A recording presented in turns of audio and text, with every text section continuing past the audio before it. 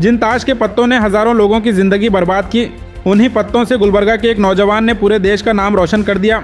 ये कहानी है आदित्य कोडमूर की, जिनका जन्म 2 सितंबर 2004 को गुलबर्गा शहर में हुआ। खुद ही अकेले प्रैक्टिस करते करते आदित्य आज दुनिया के टॉप कार्ड थ्रोवर्स में शामिल हो चुके हैं। गुलबर्गा हेडलाइंस के स्टूडियो में आदित्य कोडमूर का वेलकम कर इनकी कामयाबी की कहानी आप तक पहुंचाने की कोशिश की गई है। आदित्य ने आज 1 नहीं 2 नहीं बल्कि पूरे 6 गिनीज वर्ल्ड रिकॉर्ड्स अपने नाम किए हैं और अमेरिका और चाइना के बाद दुनिया के बेस्ट कार्ड थ्रोवर्स में उनका नाम लिया जाता है। सबसे खास बात यह है कि जिस यूएसए के कार्ड थ्रोअर को देखकर आदित्य ने कार्ड थ्रोइंग सीखा, बाद में उसी का वर्ल्ड रिकॉर्ड भी तोड़ दिया। इंडियाज़ गॉट टैलेंट से लेकर ब्रिटेन्स गॉट टैलेंट और रशिया के इंटरनेशनल शोज तक आदित्य ने हर जगह इंडिया का झंडा बुलंद किया है। एक वक्त था जब लोग इनका मजाक उड़ाते थे और आज वही लोग इनके लिए तालियां बजा रहे हैं। सिर्फ 17 साल की उम्र में वर्ल्ड रिकॉर्ड तोड़ने वाले गुलबर्गा के आदित्य कोडमूर आज लाखों नौजवानों के लिए इंस्पिरेशन बन चुके हैं। आइए इस वीडियो में आज उन्हीं से उनकी मेहनत, उनकी कलाकारी और उनकी कामयाबी के दिलचस्प किस्से सुनते हैं। अस्सलाम वालेकुम, आदाब, नमस्ते दोस्तों। जिस तरह से अभी आपने जिस शख्सियत के बारे में सुना, खुशकिस्मती से आज वो हमारे साथ यहाँ पर मौजूद हैं।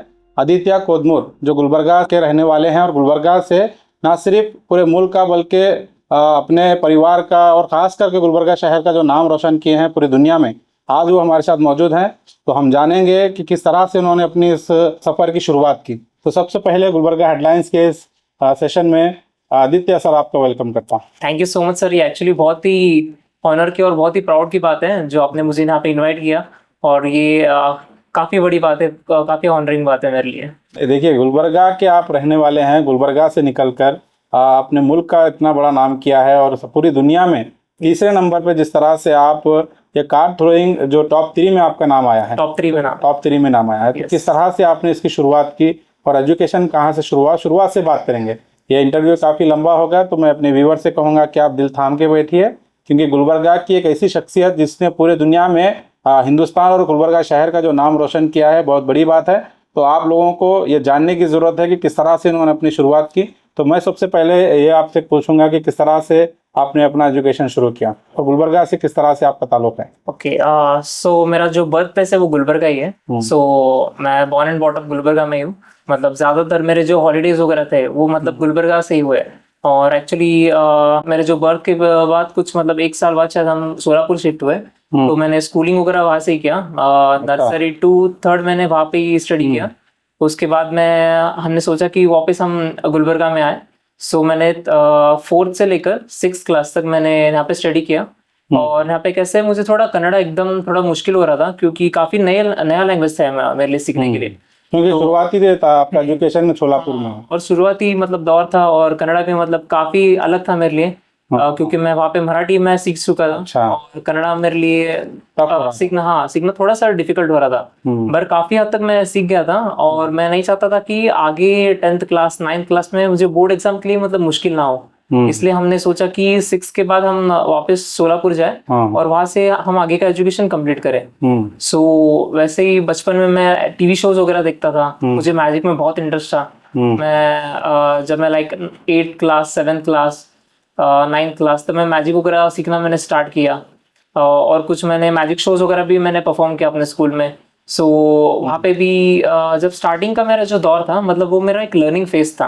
अभी जिस जर्नी की हम बात करने वाले हैं वो एक ऐसे जर्नी होने वाली है जो मेरी जर्नी है, जो लोगों को लगता है कि इस फील्ड में सक्सेस पाना इम्पॉसिबल है, या फिर यहाँ पे कोई सक्सेस बन ही नहीं सकता, ये करियर है ही नहीं और यहाँ पे कोई कमा ही नहीं सकता। सो आज उन लोगों को मैं गलत साबित करने वाला हूँ और मैं अपनी जर्नी बताने वाला हूँ कि कैसे एक सिंपल एक डिल्यूजन से, मतलब एक सपने से मैंने मतलब पूरा देश का नाम रोशन किया और अपने करियर को मैंने सच करके दिखाया। बिल्कुल आदित्य, देखो जिस तरह से आप बता रहे हैं कि आप अपनी जर्नी बताने वाले हैं, हम भी बहुत एक्साइटेड हैं आपकी जर्नी देखने के लिए। तो सबसे पहले देखिए किस तरह से आप बता रहे हैं कि आप एक मैजिशियन भी हैं। मैं जिस तरह से आपके वीडियो देखा हूँ, आपसे कांटेक्ट होने के बाद मैंने आपके टीवी शोज देखे और आपका जो इंस्टाग्राम मैंने चेक किया तो वहाँ पे पता चला आप कार्ड थ्रोइंग चैंपियन होने के साथ साथ आप एक मैजिशियन भी हैं। तो ये बताइए, आप कहीं से सीखे हैं तमाम चीज़ें या इंडिविजुअली आप प्रैक्टिस करें, किस तरह से इसकी शुरुआत हुई?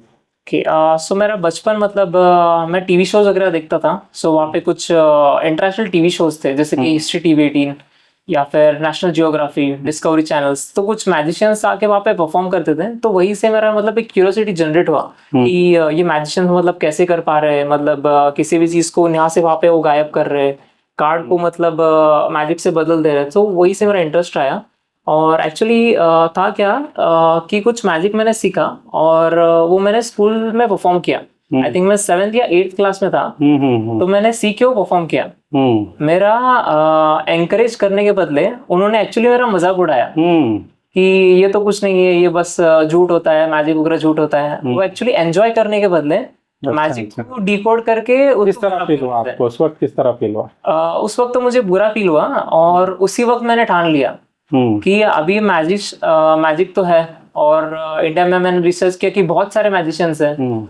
तो मुझे कुछ ना कुछ ऐसा करना था, इन सबको मुझे गलत साबित करना था। और जो भी सोचते थे कि मतलब इस फील्ड में करियर नहीं कर पाएगा, उनको भी मुझे गलत साबित करना। यानी कि जिस तरह आपका वहाँ पे मजाक बनाया गया, उसको आपने अपने लिए एक मोटिवेशन के तौर पर लेकर उससे ही सीखना शुरू कर। हाँ, उसी मतलब एक अच्छी बात। हाँ, जो मतलब मजाक उड़ाए थे, मैंने उसी को भी मतलब अपना मोटिवेशन ले गया था। अभी कैसे मैं मतलब उस टाइम पे मतलब इंस्टाग्राम पे, फेसबुक पे भी मैं पोस्ट करता था। थोड़े मतलब पॉजिटिव थे, थोड़े नेगेटिव रिस्पॉन्स थे। मैंने रिसर्च किया है मैजिक फील्ड में एक आर्ट है जो है कार्ड थ्रोइंग। और तब मुझे पता चला कि कार्ड थ्रोइंग एक ऐसा आर्ट है, एक ऐसा एक्ट है मैजिक में, मतलब जो काफी डिफिकल्ट है। और दुनिया में उस टाइम बस एक ही पर्सन था वो जो कर रहा था, और वो टॉप लेवल पे था, और उसके पास कुछ 3 गिनीज वर्ल्ड रिकॉर्ड थे। सो मैंने 2020 में मैंने उस रिकॉर्ड के लिए प्रैक्टिस करना मैंने स्टार्ट किया। मेरा मतलब स्कूलिंग वगैरह सब हो गया था। मैं चाहता था कि अभी जब मैं ये लोग मेरे मतलब जब नाम सुनेंगे ना, तब बोलेंगे कि अरे हम इसे ऐसा नहीं करना चाहिए था, हम इसको एंकरेज करना चाहिए था। तब मैंने ऐसा ठान लिया कि कुछ ऐसा ही करेंगे। अभी मैं इनको दिखाता हूँ कि मैजिक में मतलब करियर में क्या बन के दिखाता हूँ, और सबसे मैं बेस्ट हूँ आज। अच्छा, उसी फील्ड। Very good, very. देखिए, जिस तरह से आपने बताया कार्ड की जो बात की, आपको जो गैम्बलिंग में ज्यादातर ये कार्ड इस्तेमाल होते हैं, राइट। इसके जरिए लोग जो है ना, हमने देखा है कई लाखों करोड़ों लोग जो है ना अपनी जिंदगी इन कार्ड के जरिए बर्बाद किए हैं। और आप ऐसी शख्सियत हमारे सामने बैठे हैं, इसी कार्ड के जरिए आप जो है ना अपने आप को कामयाब कर रहे हैं, अपना देश का नाम रोशन कर रहे हैं इन कार्ड के जरिए। किस तरह से जब ये कार्ड सब हाथ में पकड़े तो आपके पेरेंट्स का रिएक्शन क्या था? मेरे पेरेंट्स, मेरे घर वाले सभी अगेंस्ट है। वो बोल रहे थे कि तू ये मत कर, इसमें कुछ करियर नहीं है। उनका भी मतलब उतना कुछ स्टार्टिंग में कुछ सपोर्ट नहीं था। वो बोलते थे कि ये क्या कर रहा है, इससे कुछ नहीं होगा, पढ़ाई पे ध्यान दे, कुछ अच्छा इंजीनियर डॉक्टर बन, कुछ अच्छा IAS ऑफिसर बन, ऐसे ये सब मत कर, इसमें कुछ करियर। मैं मतलब घर वालों ने कैसे बहुत डिमोटिवेट किया था स्टार्टिंग में। मुझे मतलब ऐसा मन होता था कि ये सब मैजिक के कुछ सामान वगैरह थे, मैं सब इनको जला के फेंक दूं, ऐसा मुझे लग रहा था। मैं मतलब उस टाइम पे बहुत डिमोटिवेट था। उस टाइम पे कैसे कुछ कार्ड के मतलब ऐसे ये बनाता था, कार्ड के कुछ ऐसे बिल्डिंग्स हम बनाते हैं ना, वैसे बनाता था, कुछ ऐसे मैजिकोग्राम में करता था, घर में कुछ दिखाता था। तो उसके बाद क्या हुआ कि जो मतलब कार्ड थ्रोइंग है, मतलब जब मैंने वो उसको सीखना स्टार्ट किया, जब मैंने इम्प्रूवमेंट किया, तो उस टाइम से उनका माइंड चेंज हो गया कि जब कुछ न्यूज वाले ने इसे रिकॉग्नाइज किया, जब बड़े टीवी शोज ने इसे रिकॉग्नाइज किया, तब जाके उनका माइंड चेंज हुआ। अभी मैं ये जर्नी बोलता हूँ कि कैसे स्टार्ट हुआ।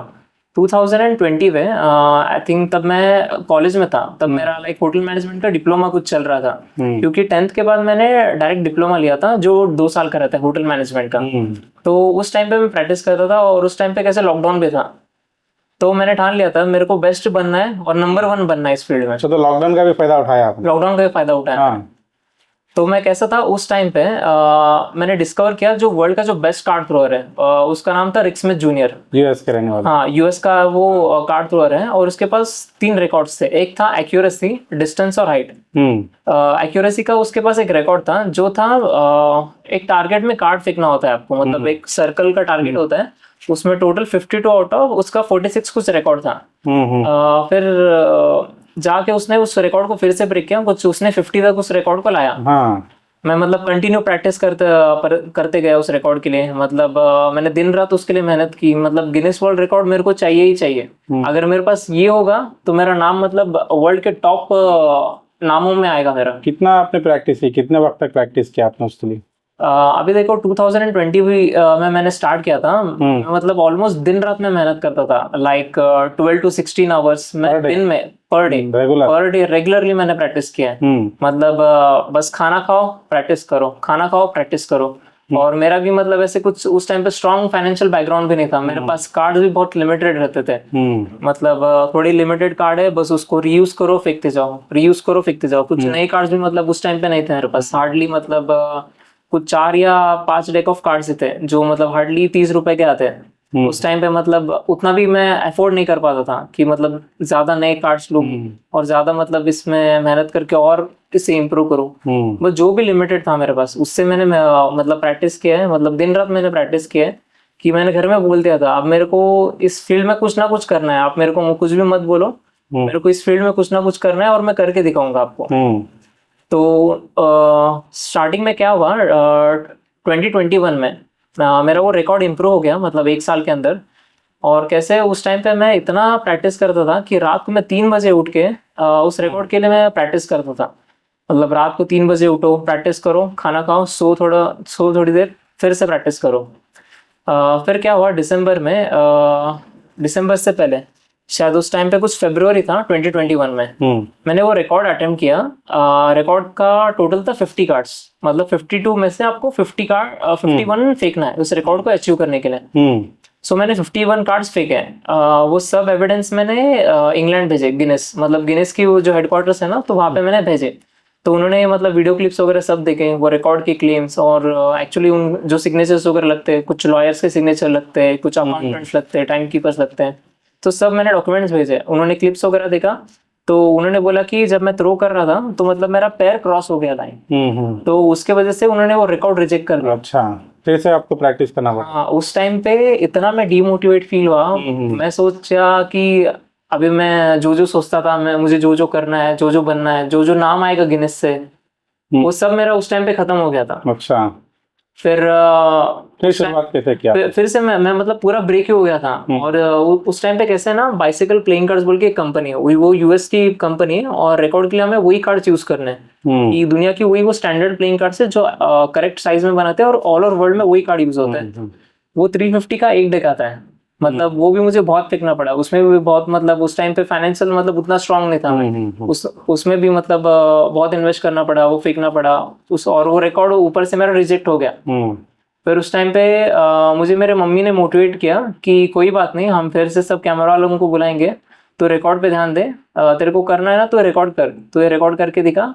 और कैसे मैंने रिकॉर्ड के लिए फिर से प्रैक्टिस मेरा स्टार्ट किया। और उस टाइम पे किसी और ने रिकॉर्ड 54 बना दिया था उस टाइम पे, मतलब कुछ 1 महीने बाद ही कुछ उस रिकॉर्ड को 54 क्रॉस कर दिया था किसी ने। मतलब वो ऑलमोस्ट एक मैक्सिमम नंबर था जो उस रिकॉर्ड को अचीव कर सकते थे। फिर उसके बाद मैंने क्या हुआ, दिसंबर 11 में मैंने रिकॉर्ड सेट किया उस रिकॉर्ड के दिन मैंने टोटल 117 कार्ड्स मैंने थ्रो किए टारगेट में बिना मिस किए। अगर एक भी आपका कार्ड मिस हो जाता है 54 के पहले रीस्टार्ट करना पड़ेगा। नहीं, आप उसको रीस्टार्ट नहीं कर सकते, उधर ही आपका रिकॉर्ड क्लोज। अच्छा, आप उस रिकॉर्ड को रीअटेम्प्ट नहीं कर सकते क्योंकि आपका एक एप्लीकेशन नंबर रहता है, उस एप्लीकेशन से आप एक ही अटेम्प्ट आप कर सकते हैं और रीअटेम्प्ट उसको आप नहीं कर सकते। आपको फिर से नया एप्लीकेशन बनाना पड़ेगा, 3 मंथ्स आपको वेट करना पड़ेगा। मतलब टोटल एक 6 मंथ्स का प्रोसेस है, मतलब गिनेस को अप्लाई करना, ब्रेक करना। उस टाइम पे मैंने उस रिकॉर्ड को डबल कर दिया।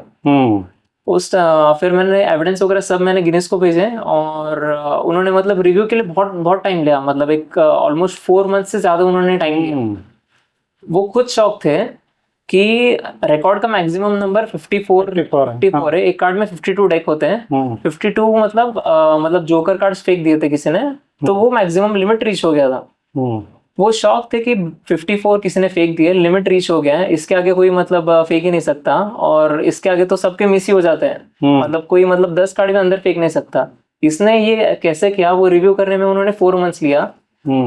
फिर उसके बाद में उन्होंने क्या किया, मुझे एक ईमेल भेजा, ईमेल में एक इंटरव्यू का मुझे फॉर्म भेजा।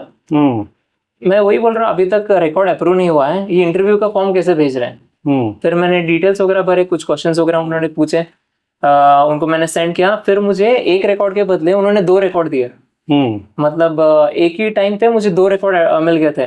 एक था सबसे ज्यादा कार्ड अंदर फेंकने का टारगेट के अंदर और बिना मिस करे फेंकने का, तो दोनों अलग अलग रिकॉर्ड्स मुझे मिल गए थे। उसके बाद में मुझे रिकॉग्निशन मिला, मतलब सारे न्यूज वालों ने मतलब इसे कवर किया, बहुत सारे जगहों पे मतलब मीडियाज में वगैरह ये कवर हो गया था। उसके बाद में बहुत अच्छा रिकॉग्निशन मुझे मिला। फिर उसके बाद में मैं वहाँ पे नहीं रुका, फिर मुझे एक रिकॉर्ड अटेम्प्ट करना था बीजापुर में। सो बीजापुर में एक्चुअली मुझे रिकॉर्ड अटेम्प्ट किस चीज़ का करना था, गोल गुम्बद जो है, तो वहाँ पे मैंने आर्कोलॉजिकल सर्वे ऑफ डिपार्टमेंट, सो वहाँ के जो लोग वगैरह हैं, तो उनसे मैंने बात किया कि मुझे यहाँ पे भी एक रिकॉर्ड करना है। यहाँ पे मुझे गोल गुम्बद के अंदर एक परमिशन चाहिए कि प्लेइंग कार्ड्स में नीचे से लेके ऊपर तक एकदम हाइट तक मैं मुझे फेंकना है, और मतलब ये रिकॉर्ड को परमिशन चाहिए। सिर्फ प्लेइंग कार्ड है, मतलब कुछ यहाँ पे डैमेज वगैरह नहीं होगा, बस वो कार्ड ऊपर टच करेगा सीलिंग पे। तो लेटर्स वगैरह मैंने सब लिखा, तो आर्कोलॉजिकल सर्वे ऑफ डिपार्टमेंट ने बोला कि अभी फिलहाल इसका कुछ काम वगैरह चल रहा है, बिल्डिंग मतलब उस कंडीशन में नहीं है कि वहाँ पे कैमरास वगैरह आए, लोग आए और उसे मतलब उस जगह से रिकॉर्ड मतलब व्यू करे या फिर कुछ वहाँ पे लगा है, तो वो अलाउ मुझे नहीं दिया। तो मैंने बोला ठीक है कोई बात नहीं। वहाँ के मतलब जो कुछ लोग थे बीजापुर के, मतलब वो बहुत फ्रेंडली थे, बहुत उन्होंने मतलब सपोर्ट किया। मैंने एक नया रिकॉर्ड मैंने देखा था जो अराउंड ह्यूमन टारगेट है, मतलब अराउंड ह्यूमन, मतलब आपको कार्ड्स फेंकना है, मतलब एक इंसान एक बोर्ड पे ठहरेगा, 1 मिनट का आपको टाइम फ्रेम है, तो उसके अराउंड आपको कार्ड फेंकना है, वो भी मतलब यूएसए के पास। कैसे होता है? एक फोम बोर्ड रहता है, एक फोम बोर्ड के अगेंस्ट ऐसा ठहरना होता है इंसान, मतलब उसके बॉडी से ना लगभग 30 सेंटीमीटर के अंदर ही कार्ड्स लैंड होने चाहिए, तो वही कार्ड मतलब वैलिड काउंट होंगे। मतलब अगर समझो दूर में फेंकता हो तो वो कार्ड काउंट नहीं होगा। ऐसे 1 मिनट मतलब स्पीड और एक्यूरेसी का रिकॉर्ड था। तो अभी कैसे मैं एक्यूरेट कार्ड रोल तो था ही, बस मैंने कुछ प्रैक्टिस किया, मेरा स्पीड इंप्रूव किया। उसके बाद मैं बीजापुर में मतलब जो पुलिस ऑफिसर्स हैं, जो वहाँ के लोग वगैरह हैं, वहाँ के कुछ कंपनीज ने वगैरह कुछ मुझे सपोर्ट किया। बस रिकॉर्ड उन्होंने सब कुछ अरेंज किया, बस मैं वहाँ पे आया, कार्ड्स वगैरह थ्रो किया। वो मतलब एक रिकॉर्ड बन गया था, मतलब 56 का पहले का रिकॉर्ड था, मैंने 66 थ्रो किए थे। तो मेरा वो टोटल अभी तक 3rd गिनेस वर्ल्ड रिकॉर्ड बन चुका था। जो मेरा 4th गिनेस वर्ल्ड रिकॉर्ड है वो है सबसे ज्यादा प्लेइंग कार्ड्स वाटरमेलन में थ्रो करने का। और जो मेरा 5th गिनेस वर्ल्ड रिकॉर्ड है वो मैंने फिर से ह्यूमन टारगेट का मैंने अचीव किया था। उस टाइम पे मैंने कुछ फर्स्ट जो ह्यूमन टारगेट का किया था वो 66 था। इस टाइम मैंने वो रीअटेम्प्ट करके उसको 89 कर दिया, मतलब ऑलमोस्ट अनब्रेकेबल। 1 मिनट में 89 कार्ड्स। और एक है वाटरमेलन्स का, मैंने पहले 18 किया था, इस टाइम पे मैंने 31 कर दिया, मतलब ऑलमोस्ट हर 2 सेकंड में एक कार्ड में वाटरमेलन फेंक रहा हूँ, मतलब उतना वो स्पीड मैंने अचीव कर लिया था। सो ये टोटल मेरे 6 गिनेस वर्ल्ड रिकॉर्ड, 6 हो गए इसमें, टोटल 6। टीवी शो का कैसा एक्सपीरियंस रहा? किस तरह से आपको इनवाइट किया गया, किस तरह से टीवी शोज में आप गए? जैसे ये जो इंडिया गॉट टैलेंट है, वहाँ पर आपके मैंने प्रोग्राम देखे, किस तरह से आप वहाँ पर अटेंड करें? ओके, सो कैसा है, जब मैंने 3 गिनेस वर्ल्ड रिकॉर्ड अचीव कर लिए थे, ऑलमोस्ट पूरे इंडिया में कोई भी नहीं है जो कार्ड प्लेइंग करता है, मतलब बस आप पूरे इंडिया में सिर्फ मैं एक ही था। पूरे इंडिया में और यूएस में एक था उस टाइम पे।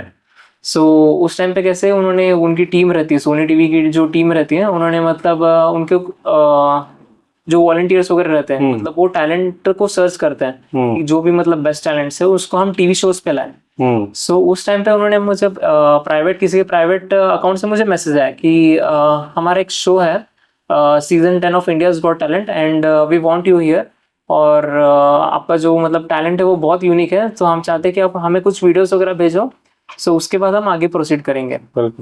मैंने स्टार्टिंग में मतलब मैसेज का उतना रिस्पॉन्स नहीं किया, मुझे लगा ये फेक है, मतलब क्यों कोई अपने प्राइवेट अकाउंट से जो मैसेज आएगा वो कैसे जेन्युइन रहेगा, मतलब अगर कंपनीज को कांटेक्ट करना ही है तो वो ईमेल्स थ्रू, अपने ऑफिशियल ईमेल्स थ्रू करेंगे या फिर कोई लेटर्स थ्रू करेंगे, ऐसे कोई क्यों अपने मतलब प्राइवेट अकाउंट से क्यों मैसेज करेगा, मतलब कोई मैंने फ्रॉड समझ लिया था स्टार्ट में। जिस तरह से अभी जो सोशल स्कैम हो रहे हैं, डिजिटल स्कैम हो रहे हैं, तो थोड़ा डर के, तो उन्हें मतलब उनको मैंने अपना नंबर वगैरह भी शेयर किया कि यहाँ पे मुझे कांटेक्ट करो और आपकी कंपनी की जो डिटेल है मुझे भेज दो बोल के। तो कंपनी कुछ फ्री मेंटल बोल के कंपनी थी उनकी, मुझे पता नहीं था फ्री मेंटल क्या है, कुछ मुझे आइडिया नहीं था। मुझे लगा था अगर इंडियाज गॉट टैलेंट रहता था तो सोनी टीवी रहता था, मतलब क्योंकि सोनी टीवी मतलब इंडियाज गॉट टैलेंट चलाती है, उनके जरिए मेल आना चाहिए। उनके जरिए आना चाहिए था, मैंने ऐसे सोचा था। फिर कैसे है, उनके मैसेजेस मैंने इग्नोर किए, मुझे पता ही नहीं चला कि ये एक्चुअल में इंडियाज गॉट टैलेंट वाले हैं, मतलब जो कांटेक्ट कर रहे हैं, मुझे जेन्युइन लगा ही नहीं स्टार्टिंग में। मतलब मैं सोच रहा था कि कोई क्यों कांटेक्ट करेगा ऐसे, मतलब स्टार्टिंग में कुछ सब फेक लग रहा था। फिर बाद में क्या हुआ, उन्होंने बहुत सारे मैसेजेस किए, बाद में उन्होंने मतलब ऐसे मैसेज किया कि हमारे जो सीनियर मैनेजर है, मतलब जो जो टॉप लेवल पे है वो तुझसे बात करना चाहता है। मैंने वो भी मैसेज इग्नोर किया। मैंने बोला मतलब फेक ही लग रहा था ना मुझे, तो मैं क्यों ही रिस्पॉन्स दूं उनको। ठीक है बोला, फिर उन्होंने बात वगैरह करे। वो बोले कि मतलब हम मैनेजिंग हेड से हैं, फ्रीमेंटल एक कंपनी है जो मतलब पूरे वर्ल्ड के टैलेंट शोज है, got talents, India's got talent, America's got talent, Britain's got talent, जो भी टैलेंट शोज है वो सब उनके अंडर आते हैं। अच्छा। मैंने रिसर्च वगैरह किए, फिर मैंने फाइंड किया कि जेन्युइन कंपनी है। और मतलब मैं ही उन्हें इग्नोर कर रहा था और वो जेन्युइनली चाहते थे कि कोई ऐसा मतलब खास टैलेंट उनके शो पे आए। राइट। तो फिर उन्होंने मुझे ऑफिशियल लेटर वगैरह भेजा कि तुझे यहाँ पे आना है, तुझे ऑडिशन वगैरह देना है। और उसके बाद मैं मुंबई वगैरह गया, मतलब 2023 में। तो ऑडिशन वगैरह मेरा सब कुछ हो गया। तो उन्होंने मुझे सेलेक्ट कर लिया मतलब टीवी शो के लिए। और वहाँ पे कैसा है, इंडियाज गॉट टैलेंट मेरा अब तक का पहला टीवी शो था। मतलब जो भी इससे पहले जो भी मेरे टीवी शोज वगैरह थे वो एक्चुअली टीवी शोज नहीं थे, न्यूज चैनल्स, न्यूज़पेपर्स वगैरह थे, वो सब लोकल से थे, कोई भी नेशनल का नहीं था, कोई भी स्टेट लेवल्स पे नहीं था। उसके बाद में उन्होंने मतलब ऑडिशन वगैरह सब होने के बाद उन्होंने बोला कि अभी कैसा है, हम टोटल हमारे कुछ एक्ट्स हैं, उनमें से हम टोटल 9 एक्ट सेलेक्ट करेंगे जो बहुत ही बेस्ट एक्ट्स हैं। मतलब पूरे शो में पूरे इंडिया में टोटल 9 बेस्ट एक्ट हम सेलेक्ट करेंगे और उनको हम सेलिब्रिटीज के साथ शूट करेंगे। मतलब मैं कैसे one of the top best 9 acts of India's got talent season 10 था। तो मुझे और एक अपॉर्चुनिटी मिली थी जो बाकी टैलेंट्स को अपॉर्चुनिटी नहीं मिलते हैं। सो मुझे एड शूट की भी अपॉर्चुनिटी उस टाइम पे मिल गई थी। मतलब उन्होंने कैसे मेरा ट्रैवल्स वगैरह सब कुछ उन्होंने मैनेज किया, बड़े बड़े होटल्स में स्टे दिया, सब कैब ड्राइवर्स, मेरे हर एक चीज के लिए वहाँ पे हर एक लोग उन्होंने प्रोवाइड कैसा था आपका वो एक्सपीरियंस? मतलब इट वाज अनबिलीवेबल। मतलब एक सेलिब्रिटी जैसा मुझे वहाँ पे फीलिंग आ रहा था कि इतनी बड़ी सोनी टीवी कंपनी है और वो मुझे मतलब ऐसे इनवाइट करके वो ऐसे बड़े बड़े चीजों में मतलब इन्वॉल्व कर रही है। मतलब इतने बड़ा टीवी शो है, टीवी एड्स है, सेलिब्रिटीज है। और वो जिस कार में मैं ट्रैवल कर रहा था वो ड्राइवर बोल रहा था, सर आप जिस कार में बैठे हो ना वो उस कार में आदित्य चोपड़ा, वो जो सेलिब्रिटी है, अभिषेक बच्चन है, प्रियंका चोपड़ा है, वो इसी कार में बैठ के ट्रैवल करते बोल के बोला। मैं शॉक हो गया कि इतनी बड़ी कंपनी है और हमको मतलब इस लेवल पे रख रही है कि सेलिब्रिटी के लेवल पे रख रही है, इतना कुछ मैनेज कर रही है, सिक्योरिटीज है। हमारा एड शूट वगैरह हुआ और पूरे इंडिया में जब आप स्टार्टिंग चैनल खोलोगे ना टाटा स्काई, एक मतलब एक ऐड चलता है। मतलब एक समझो कोई प्रोडक्ट का ऐड, आप उस टाइम पे याद होगा किसी प्रोडक्ट का ऐड चलता है, कोई भी मतलब एक ऐड चलता है टाटा स्काई D2H। उस टाइम पे जब एड शूट वगैरह हो गया था, जब आप टीवी ऑन करोगे ना तब हमारे एड्स आ रहे थे उस पे। मतलब उस पूरे इंडिया में, ऑल ओवर इंडिया में मैं विजिबल था, मतलब मेरा चेहरा विजिबल था वहाँ पे। मतलब उतना मुझे रिकॉग्निशन मिल गया था। मतलब किसी का नाम यहाँ पे मेंशन नहीं रहता है, बस उनका फेस विजिबल रहता है कि ये टैलेंट आने वाले हैं टीवी शो पे। तो इंडियाज गॉट टैलेंट पे मैं गया और उनको मैंने सजेस्ट किया कि अभी कैसा है, टोटल 10 सालों में आपके पास कभी भी गिनीज वर्ल्ड रिकॉर्ड नहीं ब्रेक हुए, तो हम क्या करेंगे इस टाइम, हम गिनीज वर्ल्ड रिकॉर्ड को बुलाएंगे। मतलब इंग्लैंड से हम गिनीज वर्ल्ड रिकॉर्ड वालों को बुलाएंगे और यहाँ पे ऑफिशियली जो भी बेस्ट टैलेंट्स है उनके साथ हम शूट करेंगे और एक वर्ल्ड रिकॉर्ड अचीव करेंगे इंडिया के लिए। उन्होंने वो ठीक है बोल दिया। सो मतलब गिनीज वर्ल्ड रिकॉर्ड को बुलाने के लिए बहुत ही बड़ा अमाउंट लगता है और टोटल मतलब 6 एक्ट उन्होंने सेलेक्ट किए थे मेरे साथ जो मतलब गिनीज वर्ल्ड रिकॉर्ड सेट पे ब्रेक करेंगे। और कैसे है, मुझे चाइना का रिकॉर्ड दे दिया गया था उस टाइम पे, जो चाइना 2015 से होल्ड करता था। जब पूरे वर्ल्ड में कितने हैं आपकी तरह चैंपियंस?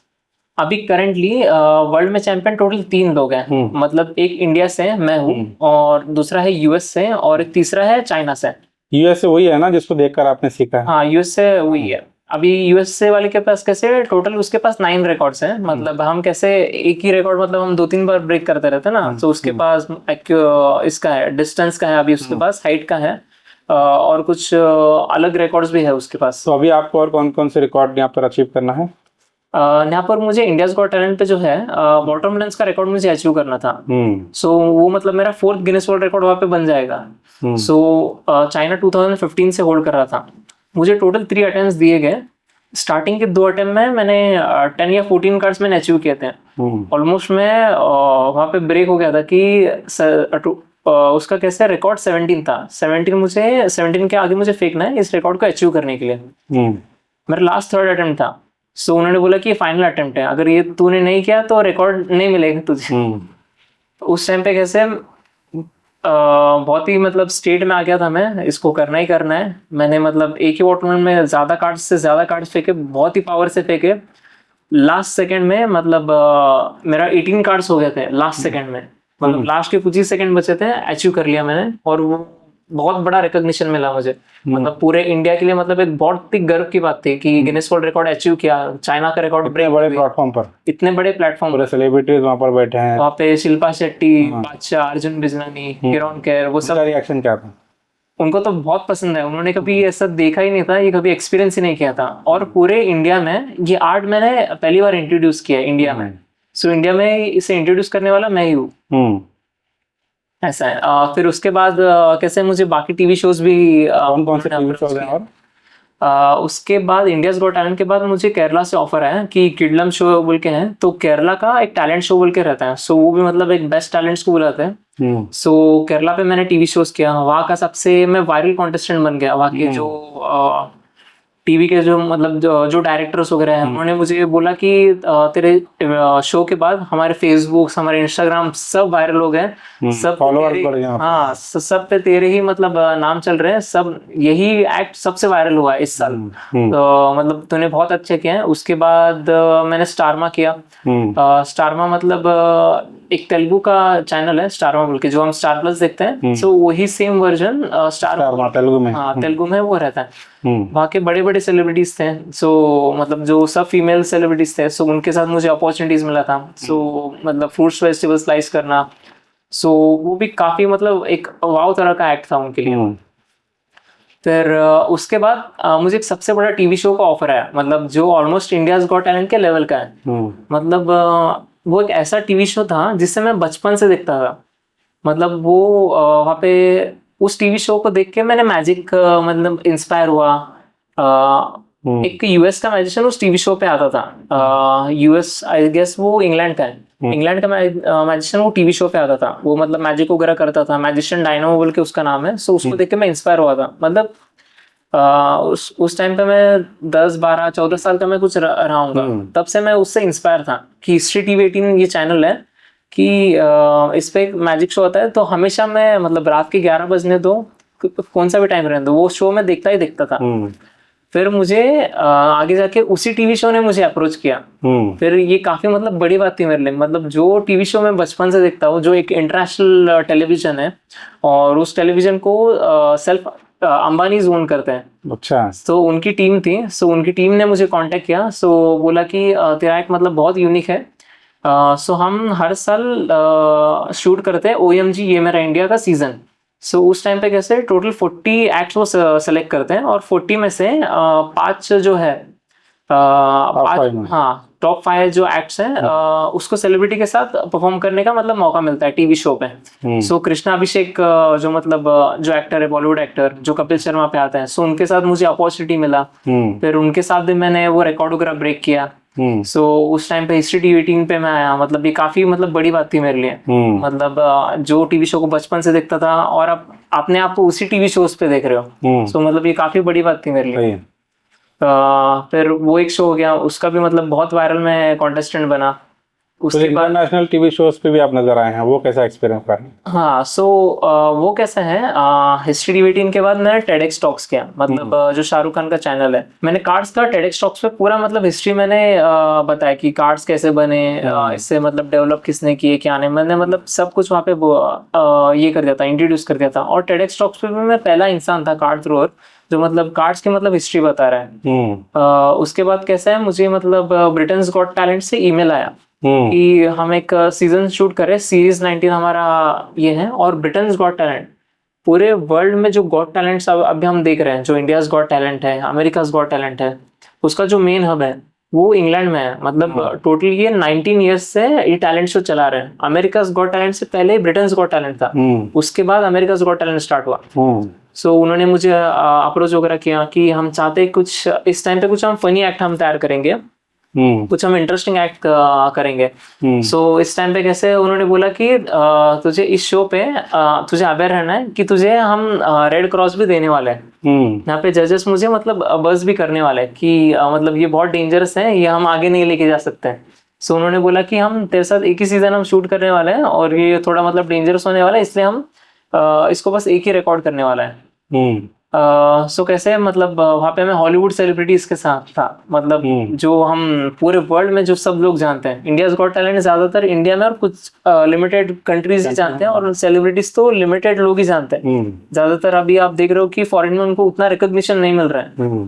सो मैं अभी उन सेलिब्रिटीज के सामने था जिसे पूरी दुनिया जानती है, जिसे पूरा हॉलीवुड जानता है, जिसे पूरा इंडिया जानता है और बाकी कंट्रीज जानते हैं। उन सेलिब्रिटीज के सामने था मैं। और जो मिस्टर बीस्ट जो फेमस यूट्यूबर है, सो उसका मतलब एक फ्रेंड भी था वहाँ पे, KSI बोल के, वो भी मतलब बहुत ही फेमस यूट्यूबर है। टोटल 4 जजेस थे। सो उनके सामने मैंने डेमोस्ट्रेट किया, मतलब कुछ बलून्स वगैरह मैंने ब्लास्ट किया, सोडा कैंस ब्रेक किया, अराउंड ह्यूमन थ्रो किया। वो भी मतलब काफी शॉक हो गए थे, काफी उनको बहुत इंटरेस्टिंग था। हाँ, बहुत काफी एंटरटेनमेंट। हमने एक एक्ट बनाया था, मतलब ऑलमोस्ट एक स्क्रिप्टेड ही आप समझ लो, एक मतलब एक स्क्रिप्टेड एक्ट था वो। वो सब हमने किया, मतलब वो भी काफी अच्छा एक्सपीरियंस रहा मेरा। सो अभी इस टाइम फिर क्या नेक्स्ट क्या हुआ, 2 महीने बाद ही मैं रशिया गया। मतलब मुझे कैसे 1 महीने पहले मुझे मतलब ईमेल्स वगैरह है, मतलब कुछ दिन पहले ही उन्होंने कांटेक्ट किया था, 1 महीने पहले कांटेक्ट किया था। हमारा रशिया का एक शो है जो है अमेजिंग पीपल। मतलब इस शो पे कैसा है, सो कैसे जो भी टैलेंट शोज वगैरह होते हैं, जो भी वर्ल्ड में जो भी टैलेंट शोज है, गॉट टैलेंट के अलावा कुछ और टैलेंट शोज भी हैं। सो टोटल वो मिला के कुछ बेस्ट एक्ट वो फाइंड करते हैं कि दुनिया में कौन सबसे बेस्ट है, और जो सबसे बेस्ट है वो ये हमारे शो में आएगा। अमेजिंग पीपल बोल के यूरोप का सबसे बड़ा शो है और रशिया का भी सबसे बड़ा शो है, और वहाँ पे सब लोग इस चैनल को जानते हैं, और इसे सिर्फ प्रेसिडेंट पुतिन ओन करते हैं। तो मतलब ये काफी गर्व की बात थी मेरे लिए, जो प्रेसिडेंट पुतिन जो जिस चैनल को ओन करते हैं, और जो चैनल सब लोग देखते हैं टीवी पे, खोलते वही चैनल आता है वहाँ पे रशिया में। तो उस चैनल पे मैं आने वाला था। वहाँ का कैसे मैं उस प्रोजेक्ट का अमेजिंग पीपल बोल के शो है। सो मैंने जजेस के सामने एक्ट वगैरह किया, मतलब कुकुम्बर वगैरह स्लाइस किया, कैंडल्स ये किए, कुछ टास्क दिए गए, और उसमें मुझे लास्ट को एक चैलेंज दे दिया गया था कि मेटल के कैंस जो है, टोटल 7 मेटल्स के कैन थे, और वो मुझे सब ब्रेक करके मतलब एक नया रिकॉर्ड अचीव करना था उस शो पे। मतलब ये रिकॉर्ड सिर्फ टीवी के लिए है। सो मेटल के कैंस मुझे प्लेइंग कार्ड से मुझे ब्रेक करने हैं 1 मिनट में, 7 कैंस। पेपर कार्ड या उसमें कुछ उसके जो फ्रूट्स और वेजिटेबल में स्लाइस करता हूँ उसके लिए मैं पेपर कार्ड यूज करता हूँ, और जो बल्ब और जो मेटल के कैंस हैं उसके लिए मैं प्लास्टिक कार्ड यूज करता हूँ। सो प्लास्टिक कार्ड से मैंने टोटल 7 कैंस मैंने ब्रेक कर दिए। वहां पे मैंने एक रिकॉर्ड अचीव किया। फिर उसके बाद मैं फाइनलिस्ट बना उस शो का। मतलब मैं फाइनलिस्ट बना कि एक ग्रैंड प्राइज था 50 लाख रुपीस का, 50 लाख का ग्रैंड प्राइज था। सो टोटल वहाँ पे 8 कॉन्टेस्टेंट थे। सो सारे बेस्ट कॉन्टेस्टेंट्स ने, कोई बच्चा था जो हैंड से वॉक कर रहा था, मतलब जंप कर रहा था, कोई था ग्लास को ब्रेक कर रहा था, कोई जेसीबी से मतलब फ्लावर उठा कैसे रख रहा था, जेसीबी से कैंडल बुझा रहा था, और कोई छोटे छोटे गैप्स में से घुस रहा था, कोई दांत से कार प्लेन खींच रहा था। मतलब काफी सब जो वर्ल्ड के बेस्ट है सब आ गए थे वहां पे। सो जो फाइनलिस्ट था, फाइनलिस्ट में भी मतलब मैंने काफी अच्छा परफॉर्म किया, मतलब काफी उन्होंने अच्छा डेकोरेशन वगैरह किया था वहाँ पे। मतलब ऑलमोस्ट मैं टॉप लेवल तक मैं पहुंच गया था। सो वहाँ पे कैसे थोड़ा वोट बस ऊपर नीचे हो गया, और एक बच्चा वहाँ पे मतलब वो विनर हो गया। मतलब ऑलमोस्ट मेरा भी वो सबसे हाई रेटिंग ही था। सो उस शो में कैसे कोई एक ही विनर बनता है, और वो मतलब बच्चा भी काफी डिजर्विंग था, और शायद इन फ्यूचर भी मैं उस शो का विनर में बन सकता हूँ। सो वो कैसे बस एक 8 साल का बच्चा था छोटा, और वो काफी गरीब फैमिली से था। सो रशिया के मतलब नजदीकी वो लोग रहते थे। सो वो लोग वहाँ पे वो जीत गए, ऐसा है। सो ये आप तक के मेरे सब टीवी शो आपने जिस तरह से बताया, आपने इंडियन शो को वहाँ पर आपने परफॉर्म किया और इंटरनेशनल शोज को आपने परफॉर्म किया, सबसे मेमोरेबल और सबसे इंटरेस्टिंग शो आपको कौन सा लगा, इंटरनेशनल या इंडियन शो? सबसे जो मेमोरेबल शो है अब तक का वो इंडियाज गॉट टैलेंट ही है। इंडियाज गॉट टैलेंट है, और ये रशिया का शो है। मतलब वहाँ पे उन्होंने ऑलमोस्ट इस शो का मुझे हीरो बना दिया गया था। बाकी टैलेंट शोज में कैसा है, जजेस डिसाइड करते हैं कि कौन आगे जाने वाला है, रशिया में एक रूल कैसा था, जजेस चार जजेस थे, वो बस बोलेंगे कि आपका एक्ट कैसे था, आगे कौन जाएंगे वो रिमोट सबके ऑडियंस में दे दिया जाता है। सो ऑडियंस ने मुझे सेलेक्ट किया, मतलब टोटल 8 लोगों में से 2 लोग सेलेक्ट हुए, उसमें से मैं एक था।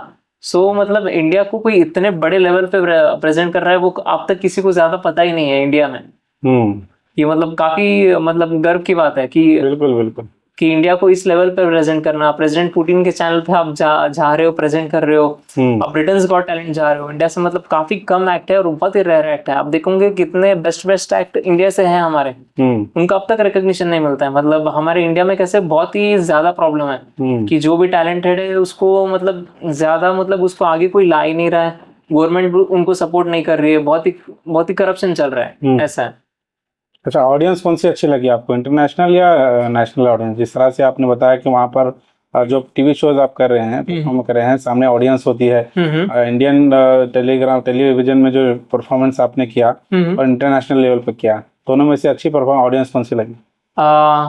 अभी जो इतने सारे मैंने जो टीवी शोज किए हैं, इंडियाज गॉट टैलेंट और रशिया के, ये दोनों बेस्ट हैं। मतलब इन्होंने एक्चुअल में टैलेंट को सेलेक्ट करके टैलेंट को नरिश किया था कि हाँ कि ये एक्चुअल में टैलेंट है, कि ये एक्चुअल में कुछ नया है, यूनिक है और एंटरटेनिंग एक्ट है।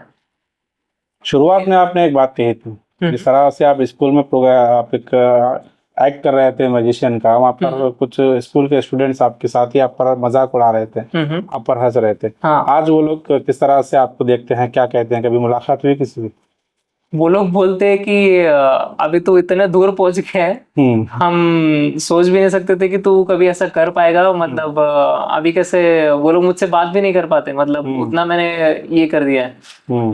अभी वो कैसे कोई नॉर्मल जॉब कर रहा है, कोई कॉलेज में सीख रहा है, कोई मतलब आप समझ सकते हो कि वो काफी मतलब इस लेवल पे है जहाँ पे पूरी जनरल कैटेगरीज ऐसे बोल सकते हो, मतलब कोई इस लेवल तक पहुंच ही नहीं सकता। और अभी वो जिस स्कूल ने मेरा मजाक उड़ाया था, वो कभी इवेंट्स वगैरह रखते हैं, उन्होंने आज तक मुझे नहीं बुलाया कि तूने मतलब इंडियाज गॉट टैलेंट पे गया, तो आउट ऑफ इंडिया जाके आया, तो हमारे स्कूल से है, तो हमारे स्कूल का भी नाम वहाँ पे आता है, तो मतलब इस स्कूल से है बोल के उन्होंने अब तक मुझे वहाँ पे बुलाया नहीं।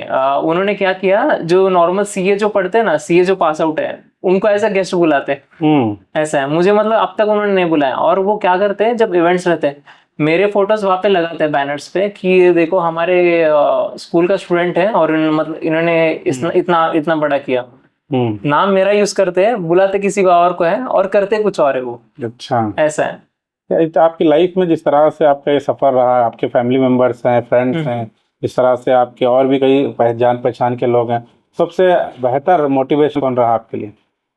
अब तक जो मतलब मेरा जो बेस्ट मोटिवेशन जो रहा है वो मेरे मम्मी थे। मतलब मेरे मम्मी थे जिन्होंने मुझे मतलब सपोर्ट किया। जब मैं मतलब रिकॉर्ड के लिए जब मैं हार गया था, जब मैंने फर्स्ट अटेम्प्ट किया था रिकॉर्ड को, मैं ऑलमोस्ट मैं वो छोड़ दिया था मैं कि मुझे अभी ये नहीं कर सकता मैं, ये मतलब ये फेल हो गया, मैं कैसे करूँ। फिर से 6 महीने का प्रोसेस है, 3 महीने मतलब वेटिंग रहता है कि नया एप्लीकेशन जब बनता है 3 महीने आपको वेट करना पड़ता है। मतलब स्टैंडर्ड एप्लीकेशन जो होता है मतलब कम्प्लीटली फ्री है। मतलब आपको कैसे रिकॉर्ड को अप्लाई करना है, गाइडलाइंस के लिए वेट करना है। आपको एक स्ट्रिक्ट रूल दिया जाता है कि इन रूल्स को फॉलो करके ये रिकॉर्ड करना है। और इन रूल्स में अगर कोई भी एक भी पॉइंट अगर छूट गया, मतलब कुछ मिस्टेक हो गया, रिकॉर्ड पूरा रिजेक्ट हो जाता है। मतलब काफी स्ट्रिक्ट रहता है, मतलब बाकी के रिकॉर्ड्स की तरह रिकॉर्ड नहीं रहता है। गिनीज वर्ल्ड रिकॉर्ड जो बनता है काफी स्ट्रिक्ट गाइडलाइन से बनता है। जो इंडिया के जो अलग अलग जो रिकॉर्ड्स हैं या फिर वर्ल्ड की जो अलग अलग रिकॉर्ड्स है, मतलब उसमें उतना गाइडलाइंस फॉलो नहीं होता है जितना गिनीस में होता है। जो भी आप क्रिकेटर्स वगैरह देखोगे उनके पास भी गिनीस वर्ल्ड रिकॉर्ड्स हैं, रोनाल्डो के पास गिनीस वर्ल्ड रिकॉर्ड्स हैं।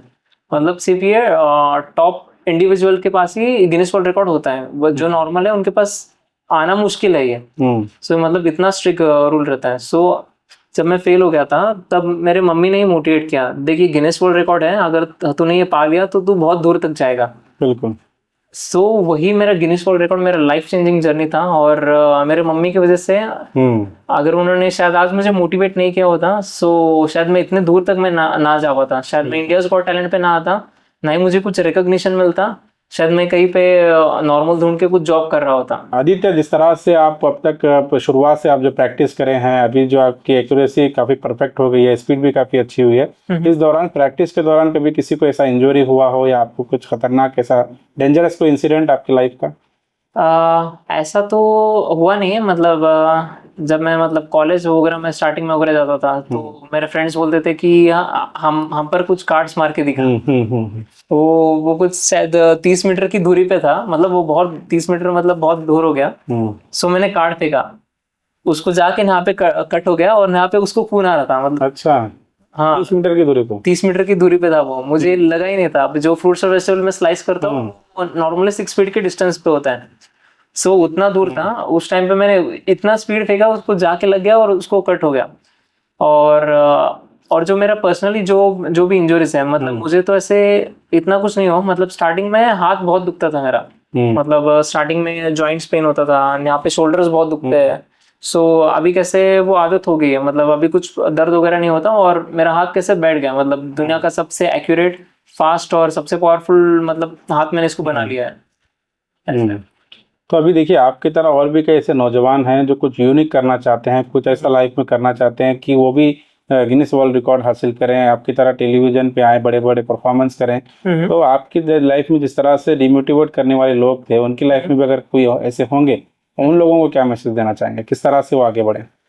मतलब जो लोग जिनको आगे बढ़ना है, जो अभी आप प्रैक्टिस कर रहे हैं आपकी तरह किसी भी फील्ड में। अभी देखो, नो मैटर व्हाट फील्ड, मतलब बात ये नहीं कि आप कोई भी फील्ड से हो, कोई मतलब सिंगिंग से है, कोई ड्राइंग से है, कोई मतलब कुछ और अलग अलग आर्ट्स होते हैं, कोई मतलब कोडिंग करता है, कोई बहुत सारे डिफरेंट आर्ट है। यहाँ पे एक ही रूल है, आपको टिके रहना है, आपको कंसिस्टेंट बनना है, आपको हार नहीं मानना है। जो भी मतलब आपको नेगेटिव बोल रहा है, जो सामने वाला जो बोल रहा है वो उस लेवल पे है ही नहीं, तो हम उसकी सुने ही क्यों? अगर कोई उस लेवल पे है ही नहीं कि हम लोग देख रहे हैं कि कोई बड़ा आदमी है, इस लेवल पे परफॉर्म कर रहा है, और ये अगर इसने जो मैं अभी ये कर रहा हूँ, अगर उसने वो अचीव किया है, सो अगर मैं भी अपना हार्डवर्क डालूंगा, मेरा टाइम डालूंगा, मैं कंसिस्टेंट इसमें बनूंगा, तो मैं भी एक दिन वो अचीव कर लूंगा। जो आपके जो अराउंड लोग है वो जो बोल रहे हैं, वो उस लेवल पे है नहीं, वो ना ही वो जो हम ड्रीम करते हैं, मतलब एक बार मैं सक्सेसफुल बन जाऊंगा तो मतलब ये मेरे पास गाड़ियां होंगी, मेरा ऐसे घर होगा, मेरे पास ऐसे लोग होंगे, उनके पास वो है नहीं। हम जिसको फॉलो कर रहे हैं उसके पास है, तो हम क्यों रुके, तो हम किसकी सुने? सो हम ना अपनी आइडल की सुने या उनकी सुने? तो बस एक ही रूल है, अपने आइडल की सुनो, जो भी कुछ यूनिक कर रहा है, बस अपने टिके रहो अपने गोल्स पे। मतलब आप नो मैटर आपका क्या मतलब टैलेंट है, आप किसी भी फील्ड में आप बेस्ट बन सकते हो, अगर आपने खुद पे डाउट किया। डेडिकेशन होना चाहिए और यहाँ पे डाउट नहीं होना चाहिए। अगर आपको थोड़ा भी डाउट है कि मैं कर पाऊंगा कि नहीं कर पाऊंगा, मैं आगे बढ़ पाऊंगा नहीं बढ़ पाऊंगा, अगर आप इसी लेवल से आप जाओगे, अगर आप कॉन्सिस्टेंट हो भी, फिर भी आप नहीं अचीव कर पाओगे। बस वो सेल्फ डाउट नहीं रहना चाहिए। अगर आपको सेल्फ डाउट है तो आगे आप नहीं बढ़ सकते। अच्छा, और एक क्वेश्चन आपसे, जिस तरह से आप अभी कार्ड के साथ मैजिक करते हैं और कार्ड को जिस तरह से आप किसी के साथ स्पीडली फेंक रहे हैं, थ्रो कर रहे हैं, कभी आपके साथ किसी गैमलर्स के साथ आपकी कोई कांटेक्ट हुआ, किसी ने आपसे बात करने की कोशिश की कि इस तरह से आप कार्डों के साथ खेलते हैं, तो कहीं ना उनके कैसीनो में वगैरह आपको कभी बुलाया गया, वहाँ पे हेल्प उनको चाहिए? सो अभी कैसा है, मतलब मैं कुछ मैजिक ट्रिक्स भी अपलोड करता था, मतलब जो प्लेइंग कार्ड्स वगैरह आपके इंस्टाग्राम पे। हाँ, सो प्लेइंग कार्ड्स को जो भी कार्ड है, मतलब उसको मैं कंट्रोल कर पाता था। टोटल 52 कार्ड्स हैं, सो जो भी कार्ड्स रहते थे, या फिर 1 कार्ड, 4 कार्ड, 10 कार्ड्स, सो उन्हें मैं ऐसे इस तरह से मैं उन्हें मिक्स करता था। मैं उन्हें जहाँ चाहे, जिस ऑर्डर में चाहे, टोटल 52 कार्ड्स में से मैं कहीं पे भी उन्हें सेट कर सकता था। मतलब सामने वाले को लगेगा कि मैं कार्ड मिक्स कर रहा हूँ, मैं उसे इस तरीके से मिक्स करता था कि सामने वाले को लगेगा कार्ड पूरे मिक्स हो रहे हैं, मगर वो मिक्स नहीं हो रहे, वो मेरे ऑर्डर पे जा रहे हैं। वही, जिस तरह से आप कार्ड को मिक्स कर रहे हैं, किस तरह से आप कार्ड के अंदर से आप कार्ड को आइडेंटिफाई कर रहे हैं, तो कहीं ना कहीं आपको कांटेक्ट हुआ होगा ना किसी से। तो उन्होंने ये स्किल देख के उन्होंने कांटेक्ट किया, अगर ये बंदा हमारे पास होगा तो हम कभी हारेंगे नहीं। हाँ, हम कभी हारेंगे नहीं, हम करोड़ों के मालिक बन जाएंगे।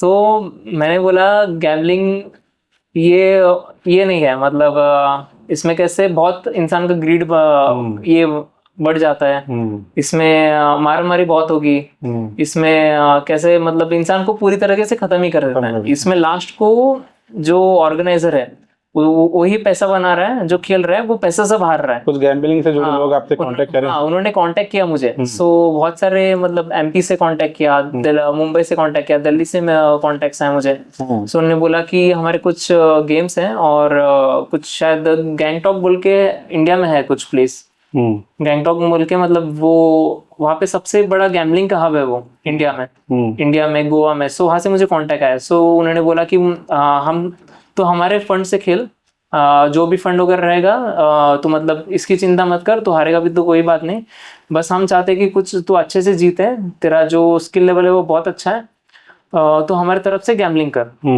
मैंने उनको बोला तो मुझे कितने पैसे ऑफर करो, मैं गैम्बलिंग को प्रमोट नहीं करता, इसमें कैसे बहुत सारे इसमें जिंदगी बर्बाद होते हैं, आप तक इसमें मतलब कोई भी ये नहीं करता, कोई भी सक्सेसफुल नहीं बनता। गैम्बलिंग ऐसा ही डिजाइन किया गया है कि सामने वाला हमेशा हारे।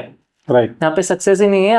कार्ड्स गेम, गैम्बलिंग, ये कुछ भी मैं प्रमोट नहीं करता। उनको मैंने साफ साफ बोल दिया था आप किसी और को कांटेक्ट करो, मतलब मैं तो ये करने ही नहीं वाला। मैंने उनको साफ साफ बोल दिया था। और आप भी इसकी ये छोड़ दो कि कोई मतलब आपको इसमें सपोर्ट करेगा, जो भी सपोर्ट करेगा वो भी जाएगा, आप भी जाओगे। और जिस तरह से आपका जन्म गुलबर्गा में हुआ है, गुलबर्गा के ताल्लुक से आप क्या कहना चाहेंगे, क्या जानते हैं गुलबर्गा के लिए? गुलबर्गा में आपको क्या खास लगता है? गुलबर्गा में सब कुछ अच्छा है। यहाँ पे लोग अच्छे हैं, यहाँ पे मॉल्स वगैरह बनते हैं, यहाँ पे काफी सब कुछ अच्छा है यहाँ पे। मतलब जो एक्चुअल में जो मेरा बर्थ प्लेस है, मैं रहता सोलापुर में हूँ, मगर बर्थ प्लेस मेरा गुलबर्गा में है। वहाँ पे मेरा मन नहीं लगता, मेरा मन यहीं पे लगता है। यहाँ पे मुझे मतलब एक सुकून सा लगता है। यहाँ पे मतलब सब अपने लोग हैं, यहाँ पे अपना एनवायरनमेंट है, यहाँ पे मैं जिधर भी जो सब अच्छे लोग। क्या कहना चाहेंगे गुलबर्गा के यंगस्टर से, क्या कहना चाहेंगे? मैं उनको बस यही बोलूंगा, आपके जो भी मतलब ड्रीम्स और गोल्स है उस पर आप फोकस करो, उस पर आप आगे बढ़ो, खुद पे कभी भी सेल्फ डाउट मत रखो, और आप डेफिनेटली जो चाहे वो अचीव कर लोगे। अगर आप कार्ड थ्रोवर नहीं बनते तो और क्या आगे लाइफ में क्या लगता है आपको, क्या बनने वाले थे? कार्ड थ्रोवर नहीं तो मुझे उतना कुछ आइडिया ही नहीं था मैं मतलब क्या बनूंगा। मतलब मुझे कुछ टेक्निकल फील्ड में भी मतलब काफी इंटरेस्ट था। अभी मतलब मैं कुछ स्टॉक मार्केट में इन्वेस्टिंग में उसमें भी मेरा इंटरेस्ट है। सो शायद अगर वो नहीं तो शायद मैं इस फील्ड में आता था ज्यादातर। अभी मतलब इसी फील्ड में हूँ मैं। सो मैं चाहता हूँ कि मतलब इस फील्ड में मैं डेवलप करूँ, और जो लोगों के जो फंड्स वगैरह है, मतलब लोग कैसे स्टॉक मार्केट में काफी पैसा गंवा रहे हैं, पैसा लगाते हैं, उनका पैसा सब डूब जाता है, उनको प्रॉपर नॉलेज नहीं है कि किस कंपनी में इन्वेस्ट करना चाहिए, किस कंपनी में नहीं करना चाहिए। सो मैं चाहता हूँ कि उन्हें भी मैं सपोर्ट करूँ, और जैसे अभी इंडिया मतलब अभी डेवलप करेगा, आपके फंड्स भी डेवलप होंगे। सो मैं चाहता हूँ कि इस फील्ड में भी मैं आगे बढ़ूँ। शायद मैं स्टॉक मार्केट की फील्ड में शायद मैं चाहता था। बिल्कुल। इसके अलावा और नेक्स्ट बिग ड्रीम क्या है आपका? अभी मेरा जो बड़ा ड्रीम है वो मतलब इंडिया को रिप्रेजेंट करना है। मैं चाहता हूँ कि मैं और गिनीज वर्ल्ड रिकॉर्ड अचीव करूँ। सो मुझे और गिनीज वर्ल्ड रिकॉर्ड मुझे इंडिया के लिए लाना है। और अभी फिलहाल कैसे मुझे उतना सपोर्ट नहीं है गिनीज वर्ल्ड रिकॉर्ड के लिए। मतलब ज्यादातर अभी रिकॉर्ड्स में कैसे कुछ लॉयर्स लगते हैं, कुछ टाइम कीपर्स लगते हैं, मतलब जो स्पोर्ट्स से हो, कुछ सी वगैरह रहते हैं। लोग कैसे मतलब काफी लेजी है। मतलब वो मैं चाहता हूँ कि बस उनका प्रेजेंस रहे, बस कैमरा के सामने उनको बोलता हूँ बस आपका यहाँ पे प्रेजेंस रहेगा, कोई लोग नहीं रहेंगे, बस कैमरा रहेगा, रिकॉर्ड का सेट रहेगा और हम रिकॉर्ड करने वाले। फिर भी वो लोग रिकॉर्ड के लिए आने में बहुत ही ये करते हैं, मतलब आते नहीं है, फोन नहीं उठाते हैं, रिस्पॉन्स नहीं देते हैं। वो बोलते हैं कि हमें क्या मिलेगा। वो उनका हमेशा यही क्वेश्चन है कि हमें क्या मिलेगा। मैं बोल रहा हूँ इंडिया के लिए कुछ कर रहे हो, आपका नाम आ रहा है, और क्या चाहिए आपको। मतलब वो कैसे हमेशा पैसे देखते हैं। मतलब अगर हम ये करेंगे तो कितना पैसा मिलेगा। मैं बोलता हूँ कि देखो मैं गिनीज वर्ल्ड रिकॉर्ड करता हूँ, मैं इससे अभी तक मैंने 1 रुपया नहीं कमाया। मैं क्यों करूँ। तो जो भी इंडिया के लिए जो नाम कर रहे हैं वो क्यों कर रहे हैं। यहाँ पे देखो कोई पैसा नहीं कमा रहा है, बस हम चाहते हैं कि इंडिया एक ऐसा देश बने जो अलग अलग फील्ड्स में बेस्ट है। मतलब आप चाइना देखो, वो बच्चों को बचपन से ट्रेनिंग देते हैं, ओलंपिक्स की ट्रेनिंग देते हैं। काफ़ी देश हैं जो स्पोर्ट्स में काफ़ी अच्छे हैं, बाकी अलग एक्टिविटीज़ में काफ़ी अच्छे हैं इंडिया से। जो अलग एक्सटर्नल एक्टिविटीज़ होती है हम इंडियंस उस एक्टिविटीज में बहुत पीछे हैं, क्योंकि यहाँ पे उस सेक्टर में कोई सपोर्ट नहीं है और गवर्नमेंट भी कोई सपोर्ट नहीं करता। वो देश आगे है। सो मैं चाहता हूँ कि हमारे देश भी मतलब इसमें आगे जाए, हमारे भी कहीं पे नाम है कि कोई देश हमको जब हम जाए और बोले कि हम ये करते हैं, हम इस देश से हैं, सो कोई ऐसे कम फील ना करे। नहीं, जिस तरह से आप बता रहे हैं कि कार्ड थ्रोइंग को आप एक इंडिया के साथ पूरे दुनिया में आप जो है ना टॉप 3 में आपने नाम कमाया है, कार्ड थ्रोइंग को इतना आगे आप लेके गए हैं इंडिया से। क्या आप चाहते हैं कि जिस तरह से प्रोफेशनल स्पोर्ट या टैलेंट के तौर पर एक इसको जो है एक फ्यूचर मिले आगे आने वाले दिनों में? हाँ, को इंडिया में इसको मिलना चाहिए, क्योंकि मैं कुछ ऐसा प्रमोट कर रहा हूँ। यहाँ पे गेम्स नहीं है, यहाँ पे कुछ गैम्बलिंग नहीं है, यहाँ पे कुछ ऐसा एक्टिविटीज नहीं है जो लोगों को मतलब एडिक्ट करे। सो बस ये एक ऐसा एक्ट है, मतलब अभी कैसे है, जो रशिया का जो मेरा शो था वहाँ पे और एक स्पेशल चीज उन्होंने मेरे पास से सीख लिया था। उस शो पे कैसा है, मैंने उनको एक सेल्फ डिफेंस एक्ट मैंने सिखाया था। मतलब अभी कैसे है, सेल्फ डिफेंस एक्ट वुमेन्स के लिए। सो जो प्लेइंग कार्ड्स हैं, मैंने उनको ऐसे टेक्निक्स उनको मैंने सिखाए थे कि बस आपको बस अपना हाथ इतना मूवमेंट करना है और कार्ड इतना स्पीड जाएगा कि आप मतलब सामने वाले को डैमेज कर पाओगे। आपके पास कौन सा भी कार्ड रहने दो, बस आप वो कार्ड लो, बस आप वो कार्ड थ्रो करो। मतलब उन्होंने वो सब मेरे पास से उन्होंने सीख लिया था। अभी इंडिया को अभी तक वो मुझे किसी ने पूछा नहीं है, नहीं कोई चाहता है कि ये एक्ट मतलब आ गया है इंडिया में। मतलब बहुत मुश्किल है, आप कोई भी आप टैलेंट कर रहे हो आगे आना बहुत मुश्किल है। और जो भी टैलेंट को मतलब सपोर्ट मिलता है वो प्रॉपरली रिकॉग्नाइज वो नहीं करते हैं, और काफी गलत टैलेंट्स को भी सपोर्ट मिलता है इंडिया में। सो यहाँ पे रिकॉग्निशन, प्रॉपर टैलेंट को रिकॉग्निशन मिलना काफी मुश्किल है। बहुत बहुत शुक्रिया आदित्य, जिस तरह से आपने अपना टाइम दिया, आज गुलबर्गा हेडलाइंस के इस स्टूडियो में आप बैठे हैं। काफी कुछ गुलबर्गा के लोगों को आपके ताल्लुक से जानने मिला है। तो जिस तरह से आपकी जो जर्नी है, एक लाइन में अगर इसको डिस्क्राइब करना हो तो क्या कहें? एक जर्नी में अगर डिस्क्राइब करना है तो आपको कैसे बहुत सारे लोग डिमोटिवेट करेंगे, बहुत सारे लोग आपके पैर खींचेंगे कि नहीं पॉसिबल नहीं है। बस आपको you have to keep going, you have to be consistent, no matter what.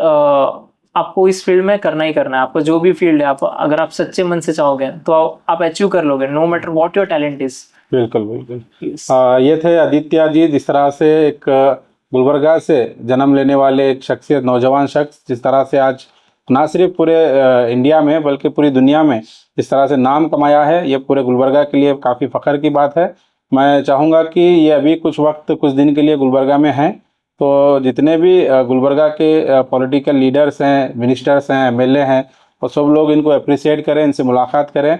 क्योंकि नौजवान अगर इस तरह से आगे बढ़ेंगे, इनको अगर आप लोग अप्रिशिएट करेंगे तो जितने भी यूथ हैं दूसरे, वो लोग भी इनसे कुछ सीखेंगे। और गुलबर्गा के जितने भी इंस्टीट्यूट हैं, मैं उनसे भी रिक्वेस्ट करूंगा कि वो आदित्य से कांटेक्ट करें। अगर कोई कांटेक्ट करना चाह रहा है तो आप गुलबर्गा हेडलाइंस के इस वीडियो में कमेंट में अगर आप लोग मैसेज करेंगे तो हम लोग आदित्य का नंबर वहाँ पर देने की कोशिश करेंगे। तो जिस तरह से अभी यहाँ पर तमाम चीज़ें आदित्य के ताल्लुक से मालूम हुई हैं, मैं समझता हूँ कि आप लोग भी इनसे कुछ सीखेंगे। तो आगे भी हमारी ये गुलबर्गा हेडलाइंस की टीम्स की तरफ से ये एक ख्वाहिश है कि और आगे आप बढ़ें और ऐसे ही नाम की। Thank you so much Wasim भाई, क्योंकि आपकी वजह से ये पॉसिबल हो पाए, कि आपकी वजह से मैं अपनी स्टोरी ना पे जर्नी में शेयर कर पाया। Thank you so much for the Gulbarga headlines. और आप